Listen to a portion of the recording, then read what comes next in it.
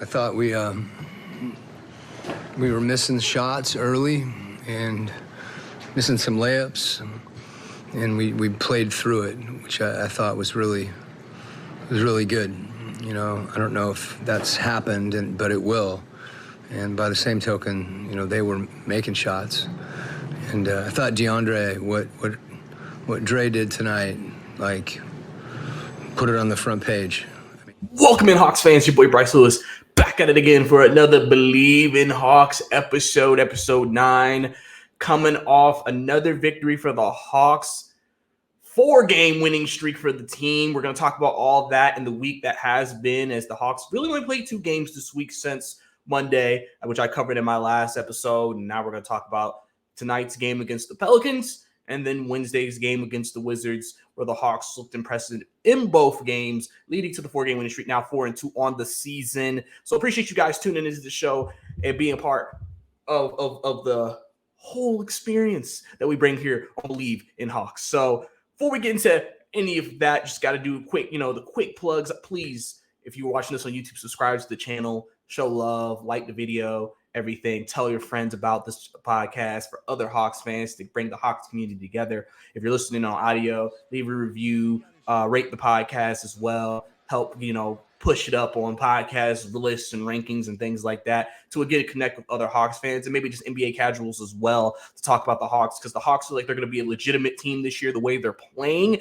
Hopefully they can continue to keep it up, and we're going to break it all down on today's episode. So had to get that in there and everything under the sun. So obviously it's in-season tournament action for the league. Hawks actually don't play their in-season tournament games till about after next week. I think their first game is on the 14th of this month, so they actually play a little bit later when it comes to in-season basketball. So we might do a little look ahead to that as well. But let's go ahead and start with what's happened. We're going to start with the most recent thing. Hawks coming off a victory over the New Orleans Pelicans, 123-105, in a game where, again, it was balanced across the board. Multiple guys in double figures playing well. DeAndre Hunter, a warrior tonight, coming back from dislocated fingers. Didn't really do a lot offensively, but his impact was made defensively. Quinn Snyder praising him after the game about that, saying, put that in the front page. DeAndre Hunter still making an impression on the coach. You could see the guys and the excitement these guys play with, and just the cohesiveness that they've seemed to have that they haven't had in previous years under the Nate McMillan era, but under the Quinn Snyder era, it seems like these guys are taking up a notch. Now they're on a 4-game winning streak.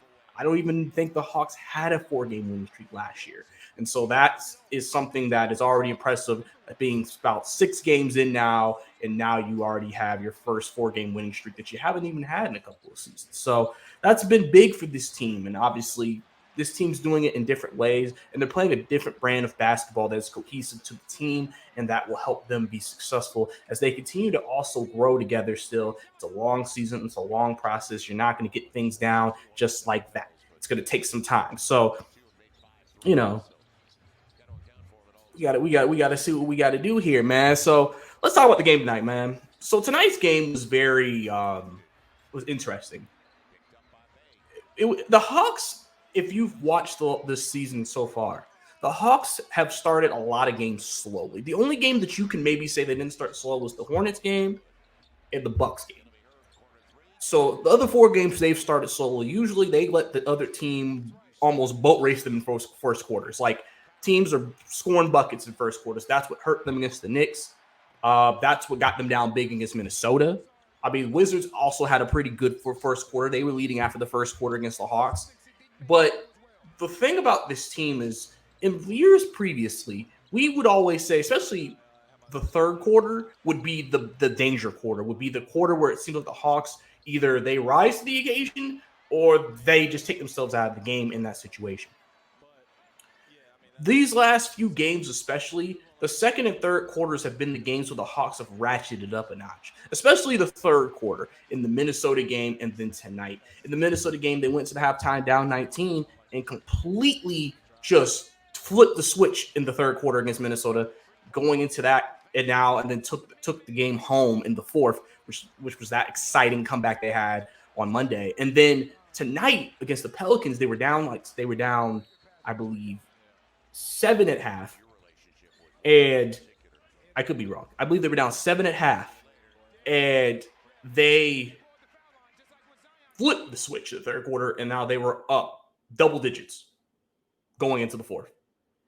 And that's something, I don't know if you guys remember, that's something from, if you remember the Eastern Conference Finals year, one thing about that Hawks team that the great teams do is that they can flip a switch and they can just blow you out of the water. They can just really take control of the game. And that's something the Hawks have not actually been able to do the last 2 years. Because I felt like there was a lot of games the last 2 years where I'm like, it just feels like the Hawks don't take advantage of opportunities and they don't take control of games. They're just, it's a hard game for them every game, it feels like. In these few games that we've seen so far this season, the Hawks in these third quarters have just completely boat race teams, either eliminating a deficit or making the deficit even larger, like it was in the Wizards game. And that's a sign of a good team, because that means they found something that worked. They made adjustments at halftime, especially. I mean, second half adjustments are really crucial. And they're executing it at a high level to then create that separation, especially when you're trailing, because it's a game of runs. Teams call timeouts to stop runs, so you can't, bloom the lead. And if you're able to keep that momentum going out of timeouts, that's something that can just push you to a whole new level, which the Hawks have been able to reach like they did tonight against the Pelicans. And pretty much once they made that push, got that double-digit lead, they never looked back. And then if you remember the Wizards game, that fourth quarter for the Hawks was not a great fourth quarter. They were up 25-26, I believe. And then they kind of just played sloppy in the game. They finished with a 9-point victory.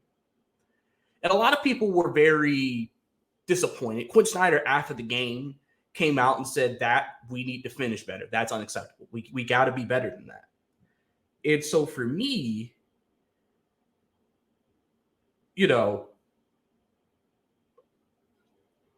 that told me accountability is on the table. That's one thing, if you remember the coaching search the Hawks had. They wanted a coach who would hold players accountable, and that's what Quinn Snyder did. And then tonight, if you watch the last 6 minutes of this game, the Hawks had great fourth quarter offense. Ball movement, plays, cutting, shooting. Previously in the last few years, it was a lot of iso ball, no movement, and a lot of bricks. You saw tonight the cohesion. You saw DeJounte and Trey playing off of each other. You saw everyone being involved. Ayeka, Jalen Johnson. Everybody was involved, getting good looks, helping other guys set up a good shot for a better shot. That is something that we haven't done in those situations. That half-court, fourth-quarter offense was something that we needed. And also, sometimes in those situations, you just got to make shots. DeJounte made a couple of tough shots against the Pelicans that also worked out. And so, overall, as you can see, it's something that is an upgrade in that regard, in terms of fourth quarter play and in terms of how they're playing overall. And so they were able to take advantage of the game. Hawks tonight shot 48% from the field, which is the same percentage the Pelicans had. But Hawks won by 18 tonight. Hawks only short 34% from three. Free throws was only by 2. Hawks also only had 11 turnovers, and they didn't really turn the Pelicans over a lot. But they had 28 assists, and the big stat of this game was that they destroyed the Pelicans on the boards. That's one place that, for a team that's not big, the Hawks seem to play bigger in the post, in the paint, than their size dictates. The only big player you say you have is Clint Capella. He's your biggest guy. And everybody else is like 6'9", and they say Ick is 6'10", but, it depends if you believe that or not. They had 52 rebounds tonight, 19 offensive rebounds. Second chance points was huge tonight for this team. Huge tonight. And that in and of itself, I think, really carried the day. Trey had 22 in this game. Didn't start off slow, but picked it up in the second half, hit a couple of big threes, and he had 12 assists tonight, so still getting his teammates involved. DeJounte had 20, still playing solid, still playing just active well ball. People are recognizing the type of play he's been giving under Quinn Snyder this year, seeming like the DeJounte that he was in San Antonio. Jalen Johnson with another 21-point game tonight. He really was aggressive offensively early, had 7 in the first, and he was aggressive in the third quarter. Those 2 quarters were his aggressive quarters, and he played really, really well, and it continues to show people that Jalen Johnson is coming. Jalen Johnson is here. Jalen Johnson, man, had a double-double, 11 rebounds, 4 assists. I mean, that's fantastic. I mean, he's played great. Jalen Johnson, man, like he's just continuing to grow before our eyes, continuing to take that next step. You know, some people have been wondering, what is that third piece for the Hawks? Some people are saying Jalen Johnson may be the third piece. The piece was already on the team. You just got to let it develop. Jalen Johnson playing like this, it's going to make the Hawks hard to beat, because now Jalen Johnson can play like this on a nightly basis. It just makes it tough for teams to be able to just lock in on DeJounte and Trey, knowing you have another guy like Jalen Johnson who can also beat you. Like I said, DeAndre only had 4 points tonight, but he was big defensively. You know, obviously with his fingers, we'll see how that affects him moving forward. We'll see if this causes him to miss any games. We'll see if this affects his shot. You know what I'm saying? That's something that, you know, we'll have to see. Hopefully it's nothing serious at all. You know, hopefully DeAndre will be fine. Hopefully it's not something that will linger for too long. You know, so we gotta see how that looks. But DeAndre, like I said, Quinn Snyder praising the effort for what he did tonight. Played really, really well. Really happy for the guy. Clint Capella actually had a good game tonight. Yeah, it was great in the second half, especially. The defense on Zion, a couple of blocks. I think, guys, games like the Pelicans games where I think Capella can shine. Because you have Valanciunas, who's a traditional center. So that's not a matchup that's going to take him out of his comfort zone. You know he's pretty much back to the basket. They're pretty much going to be in a directly into paint kind of a team. Zion's not taking jumpers. Zion's driving into the paint, and so Clint can put himself in position to get some blocks and make some plays happen. So I think that's what led to Clint having a good game. He also had 17 points tonight. That's big, getting that from your starting center. Bey off the bench tonight had 12 points. Bogdanovich didn't have his best shooting game tonight, 4-14, but had 10 points. And he was aggressive. Like, Bogey had the green light tonight. Like, Bogdanovich was shooting.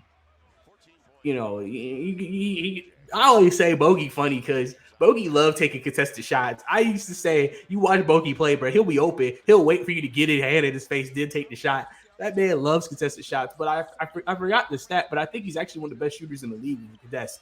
So, I mean, maybe that's a shot he constantly works on and everything. But he was aggressive tonight. But the thing about Bogdanovich, though, is, and this is one thing that I think I've noticed is a team-wide thing. We sometimes get so fixated on the offensive numbers. What's their percentage? Are they shooting well? Are they shooting threes? Do they have 20 points? We're so sometimes focused on that, and we don't focus on everything else. Bogey was active, rebounding, passing, defense. He even did a wall off on Zion Williamson, which caused him. I mean, Zion versus Bogey, you think Zion winning that 10 times out of 10. Bogey challenged the shot, made him miss. Bogey was active all over the place, and that's something that I think I've mentioned with Trey. He's been active all over the place. I think DeJounte's been active with active hands. I think everybody's been active doing other things, winning things that don't involve scoring. And that's something that I think the Hawks in previous years didn't do. And I think that is an extra thing that will help you take the next step. You know, and it's just something that it's an identity. It's a culture. If you listen to me, I've mentioned that a few times. Hawks didn't have that before. They seem to be developing that now, and you're seeing it. Quinn has done a great job of praising players for doing the little things, because he wants them to understand the little things are important. The little things make a difference. The little things can be the difference between you winning and losing. We can talk about somebody didn't score 20 points or someone didn't have a great shooting night. But if you defend, pass, rotate, communicate, defend, that in and of itself can win you games. Because think about it. I've always said this. When you think about some of these 7-game series in the playoffs, you'll notice when you get to game 7, games are still, even in today's league that seems to have 120 games every night, games are still like 93, 90, 91. Because those teams are they know each other so well, but they're also want to win this game because they know it's a do or die game. they're pulling off all the stops, trying to make all the winning plays, trying to do all the little things because everybody knows what they're going to do. So they're able to guard you offensively and keep you from shooting well. But if you do the little things, that could be the difference between you winning and losing and you advancing and someone going home. And that's something that the Hawks are trying to establish now before those times come, because then that way you already know we've done this all year long. This is nothing new to us. We don't need to be fighting out if you can do the little things right in the playoffs. We need to be knowing that now. So that's been big for the Hawks to be able to do that. So tonight, like I said, against a Pelicans team that's pretty good. I mean, Pelicans were 4-1 coming into this game. You know, they just got Brandon Ingram back. He was back he was out the last 3 games with knee tendonitis. And so, you know, they still have some injuries. Jose Alvarado and all them guys are not back yet, but they got pretty much their big 3, CJ, Brandon, and Zion in the lineup with Valanciunas and Herb Jones. And tonight, the Hawks were able to go against those guys tonight. And in the first half, Pelicans played well. Like I said, Hawks just need to clean some things up. They played a little bit sloppy, had some live ball turnovers, but were able to also bounce back and clean things up and play with more consistency and better defense in the second half, which then led to them, like I said, winning. Coming into this game tonight, actually, I tweeted this out tonight. This is something that's been really, really, really big for the Hawks. I think that's an underrated stat that people don't really talk about. The Hawks coming into this game tonight was averaging 63 points a game in the second half. So the Hawks are scoring 63 points a game, which was tied with the Clippers for first in second half points. So the second halves have been the Hawks half. Tonight they had 70 in the second half, which is a part of those big swings that they've used to take control of the game. If you're scoring 60 to 70 in the second half, unless you had a 40-30 point first half, you're putting up some points. And you're able to get into your offense easy, and you're able to be effective. Whatever second half adjustments are being made are working, and you see that. So that's been big for the Hawks, I think, this season.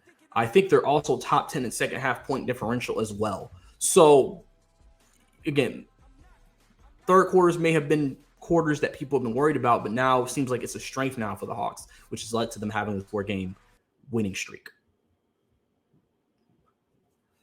So, obviously, I'll quickly go through the Wizards game.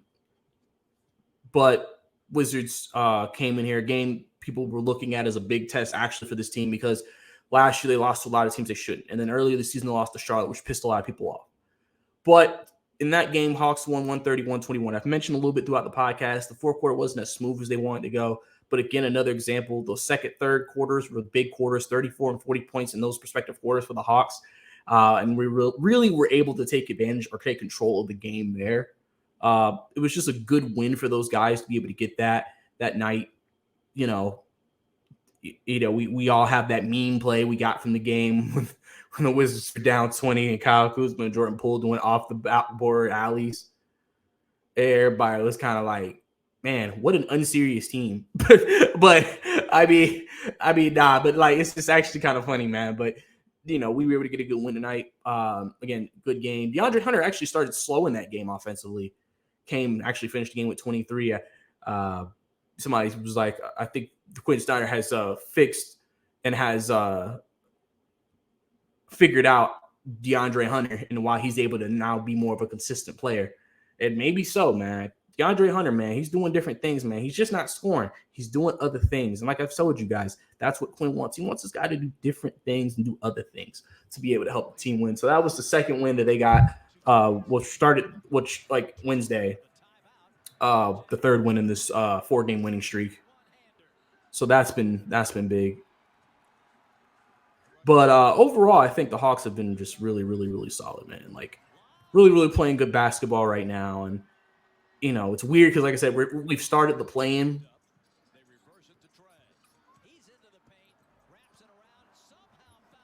And, like I said, Hawks will not start their actual playing games till the 14th. So they'll still just be playing games for a little bit before that actually starts. If we actually look ahead at their schedule, they actually have a tough stretch of games coming up these next 3. They got Oklahoma City on Monday. Good team, up-and-coming team. They've been in some really close games recently. We know the first time we'll see Chet against this team. It'll be interesting how we match up against them. Shea,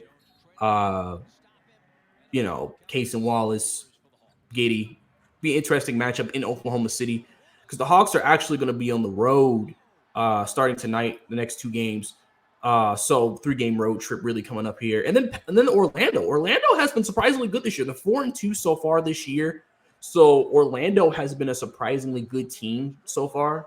I feel like, we may see that and still think maybe Orlando's not for real. Because again, it's still very early in the season. It's so early. We don't know if who is legit, who isn't yet to the fullest extent. But right now, Orlando looks like a good team. They've been playing well. They played Dallas on Monday, so they win that game. That may, if you don't take them seriously going into the game, you need to take them seriously beating Dallas. And they'd be 5-2 going into that game. But the Hawks also, like I said, got to take care of business in Oklahoma City. And then they come back home next Saturday. The Thursday game is the Orlando game, and then Saturday they come back home and take on their division rival Miami Heat, a team that's given the Hawks issues and problems in the past.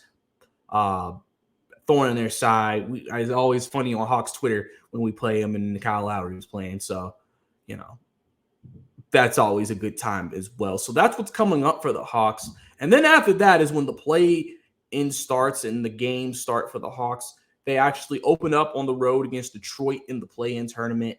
The play-in is something that I think people have been – I think it's going to be a good thing for the league. I just think people wish there was a better incentive with that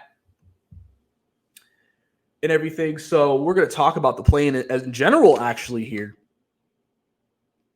Just to give my quick thoughts, we had our first round of games Friday, and those were pretty good, solid games. The courts are going to take some time to do so. Y'all were watching those games. Those courts were bright as hell. Like it's one of those things that it grows on you when you watch it longer, I think. But it's always different seeing it in the little designs that you see or the layout, and it's like, okay, this doesn't seem so bad, and then actually seeing it on the floor and seeing what it looks like, and you're just like, whoa, this looks interesting. But a good round of games coming up, man. But I mean, people were talking about just instead of just money, there needs to be more of a valuable prize on the line for the in-season tournament. First, guys, I want to ask you guys, what are y'all thoughts on the in-season tournament? What do you guys think about it? Do you like it? Do you not like it? Is it something you're excited for? Is it something you feel like you just have to see and then see how you feel? I'm kind of in the see how I feel phase. Somebody said, first, why is it so early? Because we haven't even gotten 2 weeks fully into the season, which is kind of true. We're literally playing it so early. But I also kind of get it because Christmas is December, and I think the NBA wants Christmas to be its own thing because that's when everybody says the NBA season starts anyway. So they want Christmas to be its own thing. So they want November to be play-in month. So basically it's season starts, everybody's excited in October. Play-in, everybody's excited for play-in. Christmas games, everybody's excited for that. And then the season starts in January, and now it's football is pretty much only in their last legs of playoffs and things, and then you can kind of pretty much take control of the slate in terms of just TV games. But I think that's I think that's why they have it early. Ridiculous. Like this. Maybe they can push it back a little more. We'll have to see. Like I said, this is also kind of a trial error phase for this event. You kind of see how it goes, see what you can improve, and then try to fix it later. But we see you. Overall, I think the incentive is the most important part. Some people have said maybe whoever wins the playoffs should become the 7th seed. So the perception I'm getting is that if you finish between 7 and 10, you automatically get 7. You don't have, and then that way that also eliminates a playing game because now the 8th seed doesn't have to play 2 games in terms of if they play the 7th and lose and then play the 9 and 10. Immediately, the 9 and 10 have to play, and then whoever wins that game will play the 8th seed for the 8th seed. That could be viewed. It's a good incentive because if you're a team, it's weird because no team ever will assume they're going to be a play-in team, but you never know. So it's almost like it's something that as a team in the back of your head, you're like, all right, well, if we're in this situation, if we can get in this range, we can at least be this seed if we win this tournament. Give some incentive. Some have said maybe give a team a first round draft pick. Some people have said maybe we should give someone, I don't know, somebody said from a fan perspective, what if the next home game that team has is free and it's first come, first serve? Like, just different ideas, and so that's another thing I'm gonna ask you guys. What ideas would you guys have for the in-season tournament to change like what the players are playing for? Because playing for money is like your aspirations are a championship and you're a championship team. It's like, it's cool that we can make more money. Like at the end of the day, like, they're competitors, so they're going to compete, but it's like, it's not like we're playing for something that really could benefit us down the line. Right now, we're just playing just to get some extra money in our pocketbooks. And that sometimes isn't really enough to.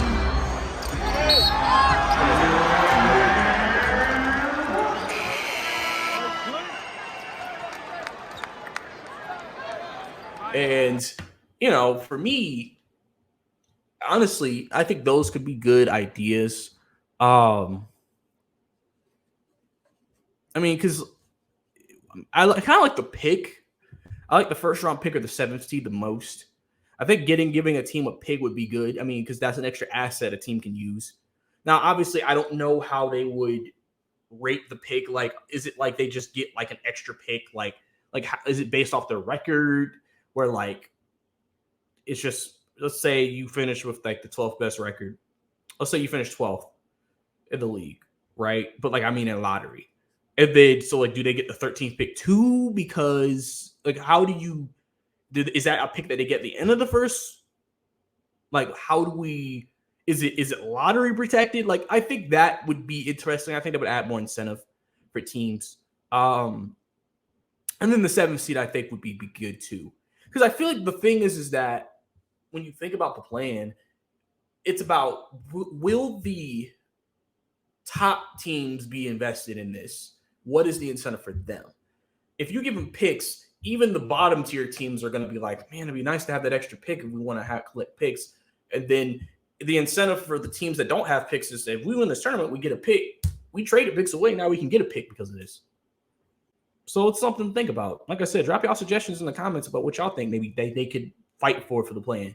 For the Hawks, it's like I said, Hawks are playing to be a top 4 seed this year. So realistically, a 7th seed wouldn't do anything for them. Obviously, again, if you want, it's a motivational factor just in case you end up like that.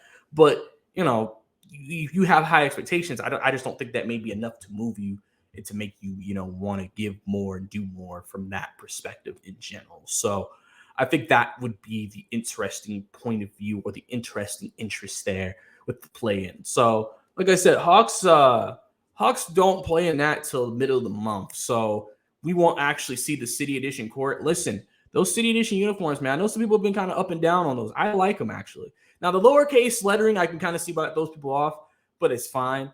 That varsity jacket that they were showing off when they had built it in the Hawks store, listen, bro, somebody want to give me that varsity jacket, bro? Let me know. I need that varsity jacket, man. That actually kind of heat. That's kind of heat, bro. You can wear some solid fits with that, bro. Definitely go out, bro, and pull some honeys with that, man. That bar, y'all know what I'm talking about. That blue varsity. Look it up on Hawk Shop. Look it up. Y'all see it? Kind of fire.